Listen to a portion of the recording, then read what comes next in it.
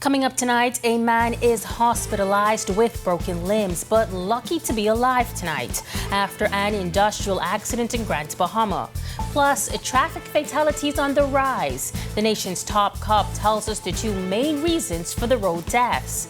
And later, we're going back to the island. Our Joshua Williams talks one-on-one with a local baker who taught him a few life lessons he hopes to share with you. These stories and more as our news weekend starts now.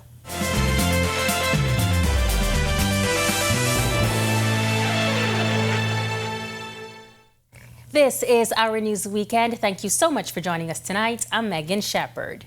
A Grand Bahama man is lucky to be alive tonight after falling from a tanker at the Grand Bahama shipyard this morning. Police on the island reporting a 23-year-old was cleaning an Oregon finger-pair tanker when he fell from high up, injuring his face, neck, back, and right lower body. He was taken to hospital by ambulance where he is undergoing treatment for his injuries.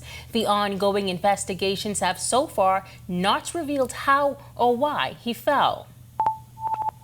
Traffic fatalities on the rise nationwide. The announcement coming from the police commissioner this week as he introduced the new officer in charge of Grand Bahama. Our Italia Hall fills us in.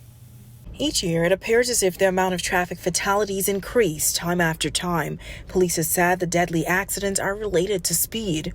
While Commissioner of Police Clayton Fernandez says he's seen the rise of traffic fatalities not only in Grand Bahama but on the various family islands as well as the capital. And most of the time, the cause of the accident is speed.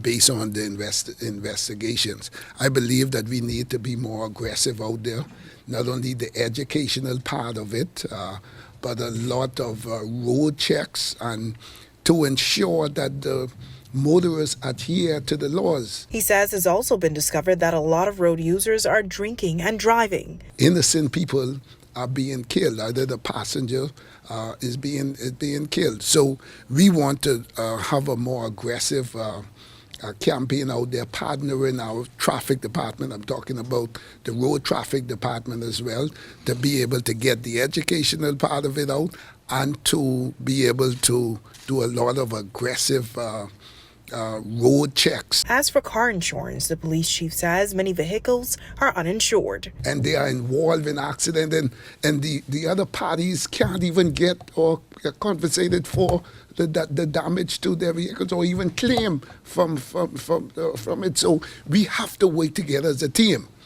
And I'm talking about the public to ensure that you be in accordance with the law of the land with respect to ensuring that your vehicle is properly licensed and that you adhere to the laws of the street. But we will be aggressive. That is something on the table. Reporting for Our News, I'm Italia Hall. An argument inside a Village Road bar leading to the shooting death of a 24-year-old man overnight. Police tell us that sometime around 2 a.m. this morning, the victim engaged in an argument with another man, starting inside the bar and then escalating to the outside. That is where he was shot multiple times. The victim was transported to the hospital where he succumbed to his injuries. Police are actively investigating this incident and are appealing to members of the public who may have any information that can assist with their investigations to contact 911, 919, or the Criminal Investigation Department at 502-9991. Meantime, a 22-year-old is in hospital after being shot to the leg and thigh. According to reports, the incident occurred around 6:40 p.m. yesterday near Lazaretto Road off Carmichael Road. The victim was standing outside a bar when a white vehicle pulled nearby. It is reported that the male, a man known to the victim, exited the vehicle with a firearm and opened fire in the direction of the victim, shooting him in the leg and thigh. The victim was transported to the hospital via ambulance where he remains in stable condition. Well, some good news for the country's cultural product. This is Junkanoo has been inscribed on UNESCO's list of intangible cultural heritage, also known as ICH of Humanity. During the 18th session of the Intergovernmental Committee for the Safeguarding of Intangible Cultural Heritage in Africa, the request was accepted. Now, officials say this inscription provides incredible exposure for the expression of Junkanoo. Minister of Education Glenys Hannah Martin says this is one of her proudest moments of public life. I'm proud for two major reasons. One is that our presence there was the preparation and work of the persons who are on that committee who are here present. And you will be remembered for all time as Bahamians, as cultural practitioners who worked, and I looked at the criteria, very technical, and I can see it was not necessarily an easy task, and it made a task that's been going on for a while. The Bahamas is one of only 4 Caribbean countries to be inscribed on the ICH list of a total of 145 countries. Minister of Youth, Sports and Culture Mario Boleg also applauding the achievement. This is the first element that the Bahamas has inscribed since we became state body in 2014. The entire Caribbean is very much unrepresented when it comes to inscription with UNESCO Intangible Cultural Heritage. This inscription, therefore, is a major achievement for both the Bahamas and the Caribbean. Well, we hope you've been paying attention and hunting during our Thursday and Friday newscast, because tonight we reveal our first winner of Holly's Holiday Hunt. Those that spotted Holly during Thursday's newscast will have a chance to win one of our fabulous prizes. Stick with us to see if that winner is you. Well, lots more to get to tonight, but first, meteorologist Ian McKenzie joins us with your first look at weather. Ian. Thanks, Megan, and good evening, Bahamas. Welcome to your Saturday forecast. Currently outside our studios, showers continuing, breezy conditions. Temperature at 75, winds are from the east-southeast at 27 miles per hour with a feels-like temperature of 73. Current temperatures across the country at this time: 72 in our nation's second city, Freeport, 76 in Marsh Harbor, Great Harbor Key, Alistown, and Nicholstown, Andros, 75 in the capital, and 77 in Governor's Harbor, Eleuthera. In the central Bahamas, continuing with 77 in Kemps Bay, Andros, 78 in Georgetown, 79 in Deadman's Key, 76 in Arthurstown, Kidd Island, and 71 in Coburn Town, San Salvador. In the southeast Bahamas, we have 80 in Tonkintown, Ragged Island, a pair of 79s in Colonel Hill and Delectable Bay, Aucklands, Abrahams Bay as well, 80 in Matthewtown. Cool spot tonight, Providenciales at 76. First look now at our satellite and radar imagery, where we have a plume of moisture. This is all associated with a stall-out frontal boundary just to the south of the capital. We also have a low pressure system, and all of this will continue to pull moisture across our area throughout the course of the night and into tomorrow. Stick around for the extended forecast. That's still to come. Still to come, former Prime Minister turned author Dr. Hubert Minnis sharing his advice on the power of determination. Plus, the Keys Foundation casting call a huge success. Over 400 Bahamians could soon have the opportunity to grace the big screen. That's coming up when our News Weekend returns.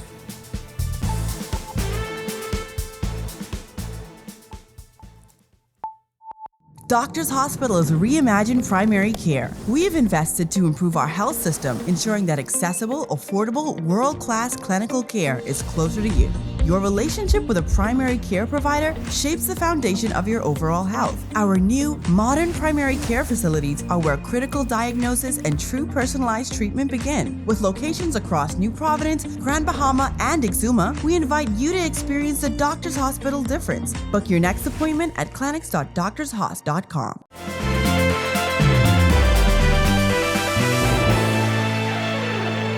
From battling pneumonia to concerns about whether or not he would be able to walk, and then battling a speech impediment, former Prime Minister Dr. Hubert Minnis says he was determined to overcome obstacles from birth, and that is the basis of his new book, The Power of Determination. It's easy reading. It will have entertainment also, but all facts. And what it will tell them is that you can have many obstacles. You can imagine death inability to walk, inability to speak, and still you've made it and made it to the top level, top position in the country, Prime Minister. I couldn't speak then, but I've overcome that speech impediment, and now I can talk. Dr. Minnis says part proceeds from this book will be donated to St. Augustine's College, the institution that helped to form his foundation. Now, this book is just the first to be launched as a part of a trilogy outlining his entire career. The second book would be my medical career and further investments and advice, especially to young people in terms of moving forward. And the third book is my political journey. With respect to my political journey, I've always kept a diary, and everything is recorded. I always felt that history should be told by you, not by a historian who would do research, etc. It's always best coming from the individuals, and the facts are recorded, the dates are recorded with the proper documentation, etc., so that people would know the facts, as opposed to somebody doing research and listening to others and write your history, which could be wrong. The former Prime Minister shared this bit of advice about the power of determination. Always remain positive. Don't allow anybody to say to you that you cannot do it. Whatever you want to do and you want to become, if you remain focused and remain positive, you will succeed. You will encounter obstacles. But those obstacles are put there for a reason. Those obstacles are put in the front of you so that you can overcome them and become even stronger and a better person. A number of up-and-coming Bahamian models and actors are one step closer to the big-time casting opportunities thanks to the Keys Conference. The new scouting event took place on November 10th and 11th at Atlantis and brought in top acting and modeling agencies from Hollywood, New York City, Atlanta, and more. Founder of the Keys Conference, Stephanie Neon, tells us the Keys Conference made a big splash in its first year. It was just an incredible, magical weekend. Obviously your nerves on a first-time event, and but the catalyst of the event was knowing we had so much Bahamian talent and models that had what it took. And they just exceeded all expectations. We had 220 actors on the acting day, 160 models on the model day, and they blew away the top agents in the world. I mean, we're talking about the creme de la creme of agents, and they were just, before they made it out the door, they're like, when's the next one, and they just couldn't believe the amount of talent we had. Over 400 callbacks came out of those 2 days, giving Bahamian talent access to agencies that typically operate refusing unsolicited submissions. And it wasn't just the participants excited about the opportunity. Neon tells us. Some of them, these big agents, said they never had so many callbacks. So I was so proud. It was a very, very proud, moment for us, as well as some, talent that flew into our shores for it, for year one, which was great. And we really are, amazed about how it went, and just thrilled, and now people are in negotiations to further their careers and take this opportunity to a new level, so we can't wait to announce some of the things that are going to come out of it in that regard. Still to come on Our News Weekend, an Andros native and entrepreneur celebrates 1 year in business. We've got his story in tonight's Generation Next segment. Plus, you could be our first winner for Holly's Holiday Hunt. Stay tuned to see if you're our lucky hunter. We have the details when Our News returns.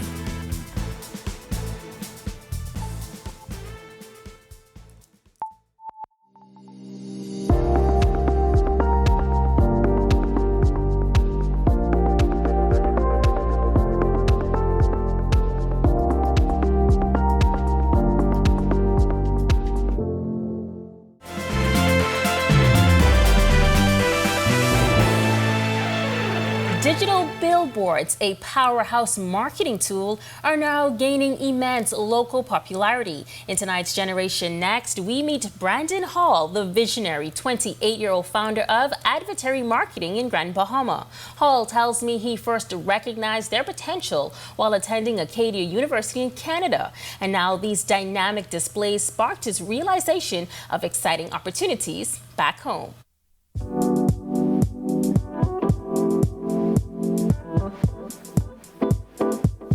Curiosity turned into development. And I said, I'm going to be a pioneer in this industry, and through God's grace, it actually came through. However, bringing that vision to life did not come easy. Obtaining the necessary licenses would be his biggest challenge, one that lasted some 5 years. This type of business is being rejected for many decades from the regulator, and we knew that was our biggest hurdle getting started. But, we didn't mind. We said we're going to go through it. It was a 5-year process, most of it being trying to get that approval. But through God's grace, our proposal was accepted. And I would say the next challenge was really the funding. There isn't really a lot of options for startups in the Bahamas, especially with the banking system. And despite those challenges, Hall remains optimistic. I think entrepreneurs begin to realize, and it's exposure and the word opportunity. And this business itself has created a lot of opportunities that comes my way, a lot of opportunities to be highlighted and also to meet wonderful people. This business is all about networking. And then at the end of the day, being able to connect with people, like-minded people, is the goal. The Andros native says although he majored in chemistry while in university, he knew he wanted to be an entrepreneur. In fact, advertising marketing is Hall's third business. As I began to get closer to graduation and also started my career, that enthusiasm basically heightened. When I realized I wanted to take more of a front row part of business as opposed to an investor point of view, then it was like, okay, what do I really have a passion for? And basically getting that vision started in Canada was the pivotal point. He shares this bit of advice with other aspiring entrepreneurs. Don't allow any red tape to stop you from accomplishing something. For me, I knew I started with the cards already stacked against me. So that came with this business not being allowed, with decades of people trying to. So, if your heart is in it, don't give up, and don't allow also money to be the determining factor if you could do it. If you believe in it, you will get the money somehow. When Our News Weekend comes back from the break, our Joshua Williams takes it back to the beautiful island of San Salvador. We'll tell you about the new skill he picked up. Plus, the big reveal for Our News Weekend's holiday giveaway. You don't want to miss it.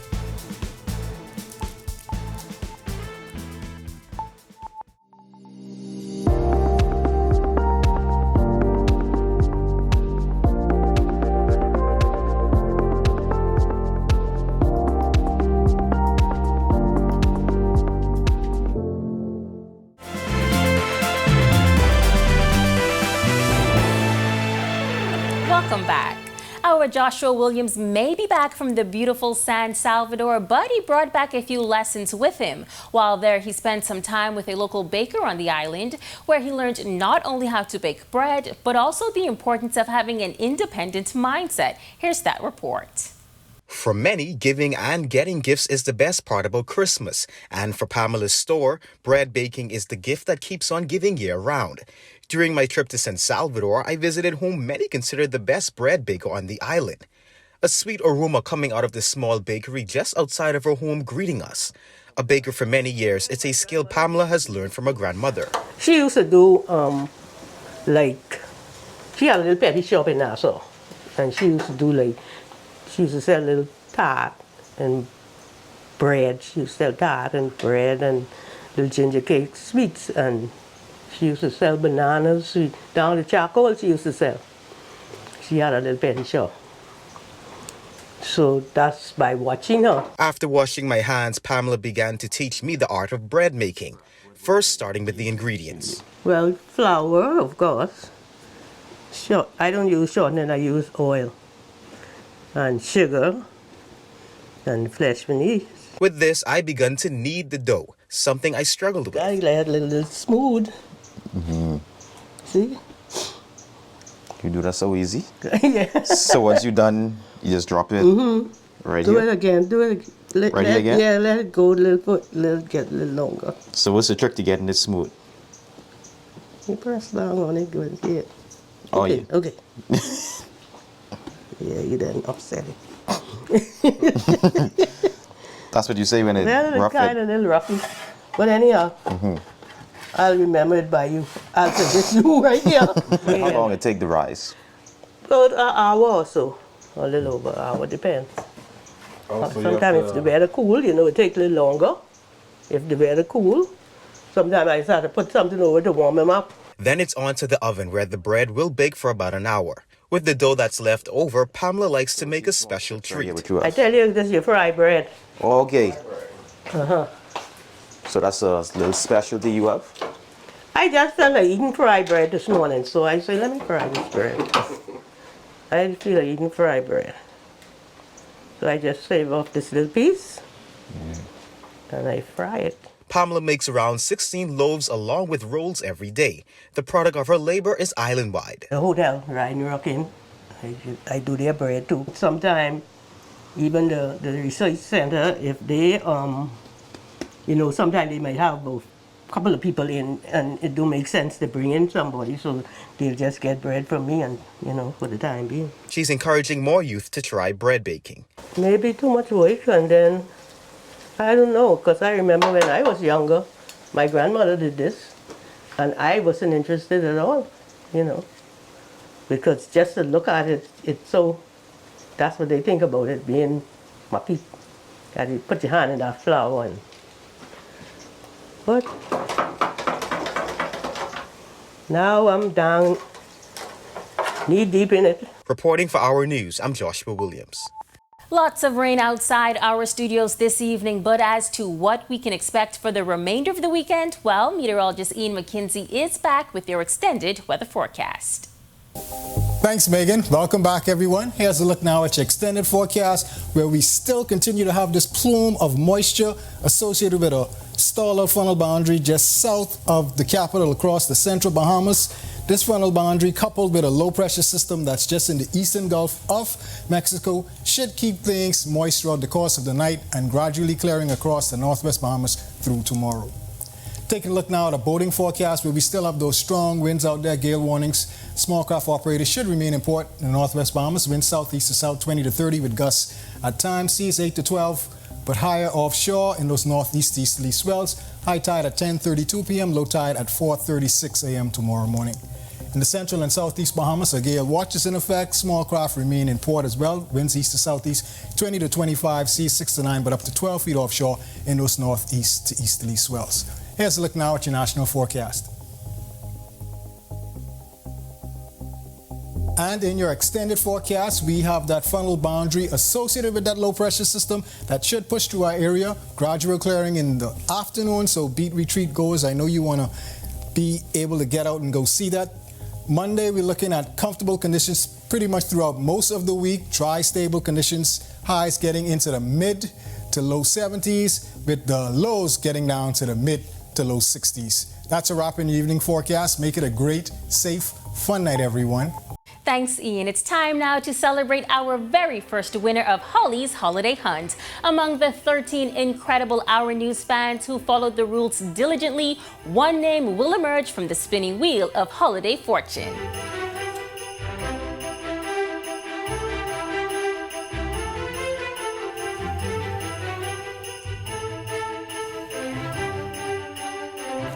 Hunter Vanessa, your keen eye and enthusiasm has earned you a fantastic prize, a $100 gift card from Bahama Handprints. Let the holiday shopping or indulgence begin. A heartfelt thank you to everyone who participated and kept the hunt alive with your dedication. And Bahama Handprints for a stellar gift. But wait, the holiday excitement doesn't end here. Make sure to stay tuned tomorrow evening as we unveil the winner from Friday night's hunt. Congratulations again to Hunter Vanessa, and to all our viewers, the hunt continues. Thank you so much for joining us for Our News Weekend. On behalf of the entire team, I'm Megan Shepherd. Have a safe and wonderful evening.